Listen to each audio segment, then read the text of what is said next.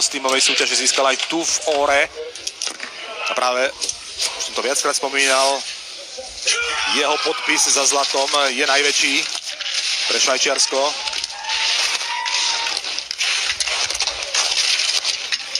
Manuel Feller, 5. miesto po prvom kole.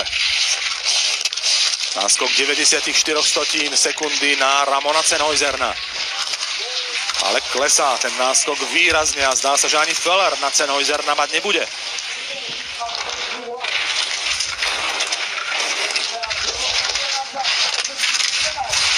Tá trať sa značným spôsobom spomaľuje, sú tam už naozaj veľké ryhy a je jasné, že ani Feller Sennhäuserna neohrozí.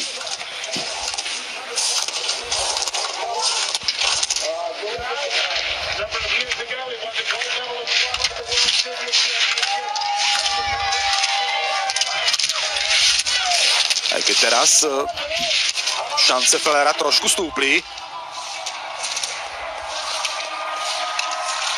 Skrátil oblúk, ide dostatočne nad bránkami, lyžovo oblúko dlho nedržal, ale aj tak ešte o 800 sekundy zaostal za Sennhäusernom s 19. druhým kolom. No Švajčiar si teda fantasticky polepší, už teraz má istotu, že bude v prvej peťke z 12. miesta po prvom kole. A ešte pripomínam tú chybu Sennhäuserna, keď stratil takmer sekundu po obrovskej chybe, keď takmer vypadol. Napriek tomu ešte zachránil skvelý výsledok. Forma Sennhäuserna je obdivuhodná v týchto dňoch.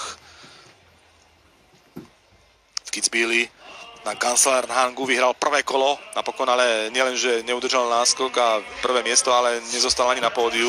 Bolo z toho konečne 6. miesto po víťaznom prvom kole. Sennhäusern prežil v Kitzbüheli veľké sklamanie v rámci slávneho Hahnenkamu. Michal Matt, 4. miesto po prvom kole. Tretí najlepší Rakúšan.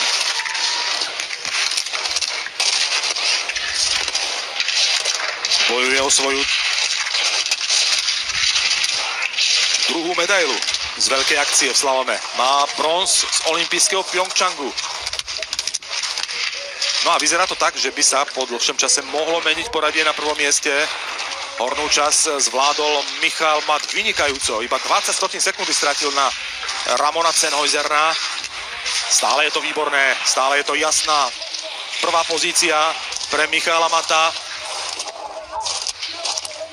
V tejto sezóne 7. najlepší slalomár so ziskom 273 bodov vo svetovom pohári. 3. miesto v Madone di Campiglio je jeho vrcholom sezóny. Celkovo má Michal Matt 6 pódiových priečok na svojom konte s 1 víťazstvom. A máme nového lídra, už takmer s určitosťou sa to dá predikovať, že to bude Michal Matt. O 31 sekundy zdoláva Ramona Sennhäuserna. Je to síce až 13. druhé kolo, ale v súčte to stačí.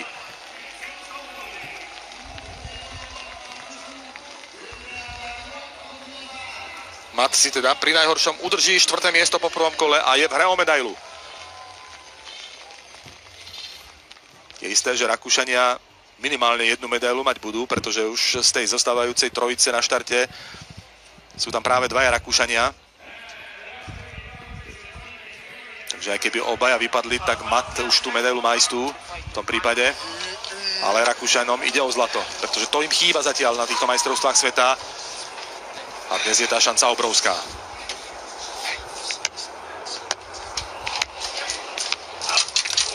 Marko Schwarz. Rovnako ako Alexi Pantiro, ktorý pôjde po ňom, bojuje o 3. medailu na týchto majstrovstvách sveta. Zatiaľ má striebro a bronz. Druhý bol ako súčasť rakúskeho družstva v tímovej súťaži a bronz má z alpskej kombinácie, ktorú v tejto sezóne vo svetovom pohári vo Wengene vyhral. Vyhral aj preteky v paralelnom slalome v Oslo na Holmenkollene. Ale zatiaľ vrchná časť v porovnaní s Mattom horšia. Stratil 12 stotín zo svojho náskoku. A už stráca. Trošku sa trápi s časovaním oblúka.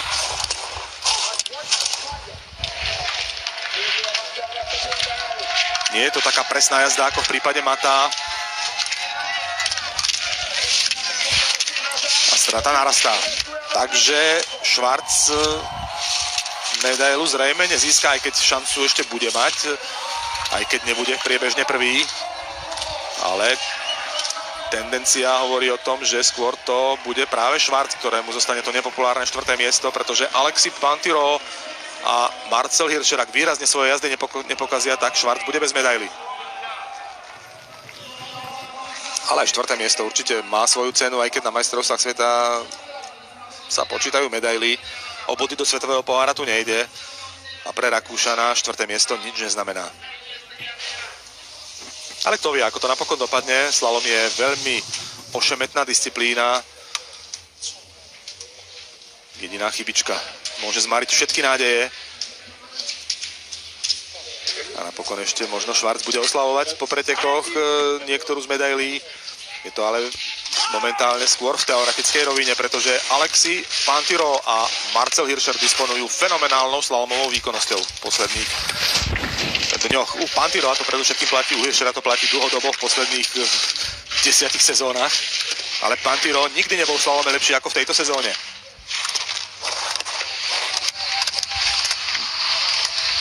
A má veľkú šancu získať 3. medailu.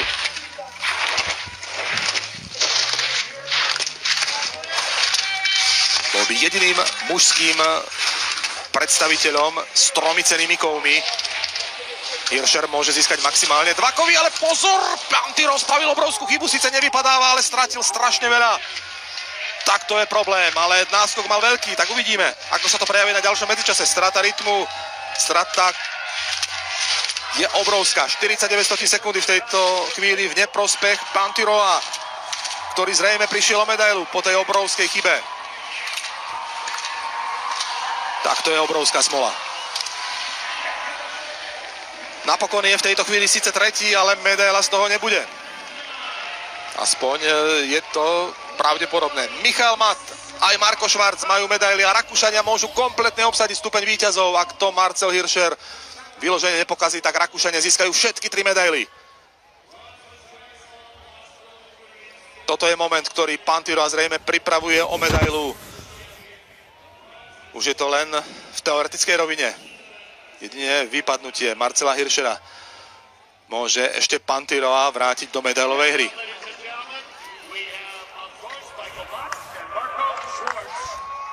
Tak to je famózny záver pre Rakúsko. Zlato a striebro je v tejto chvíli už teraz pre Rakúsko garantované. A môže to byť aj bronz.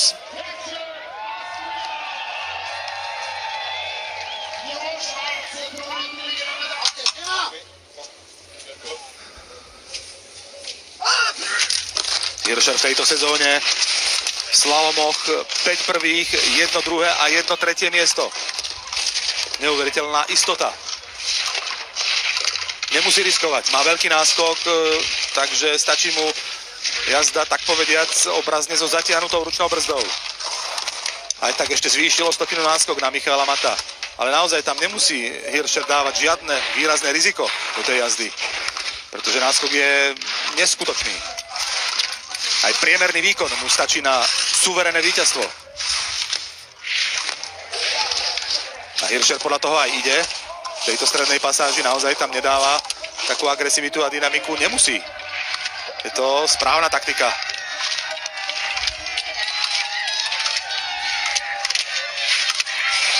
Ešte mu zostáva stále 61 sekundy k dobru proti Michaelovi Mattovi.